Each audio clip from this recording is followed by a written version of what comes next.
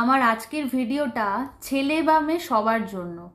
যে সমস্ত ছেলে বা মেয়ে আছো যারা বিগত 10 বছর বা 15 বছর একটা রিলেশনে ছিলে, কিন্তু হঠাৎ করেই তোমার বয়ফ্রেন্ডকে আর ভালো লাগছে না, বা হাজব্যান্ডকে ভালো লাগছে না, বা বউকে বা গার্লফ্রেন্ডকে হঠাৎ করে ভালো লাগছে না। তো এই জিনিসটা তখনই হয় যখন কোনো নতুন পাখির বাসা তারা খুঁজে পায়, তখনই কিন্তু এই প্রবলেমটা ক্রিয়েট হয়, হঠাৎ করে ভালো না লাগাটা তৈরি হয়ে যায়।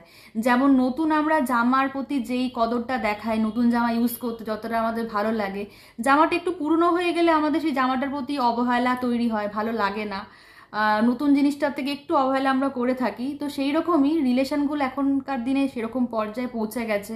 হঠাৎ করেই রিলেশনটাকে দুমদাম ব্রেকআপ, দুমদাম ভেঙে দাও, কোনো অজুহাত দেখিয়ে বেরিয়ে আসে। তো আমি বলবো যারা এরকম করে বা করছো, তাদেরকে অবশ্যই যেতে দাও, সেই রিলেশনটা থেকে বেরিয়ে আসাটাই শ্রেয়।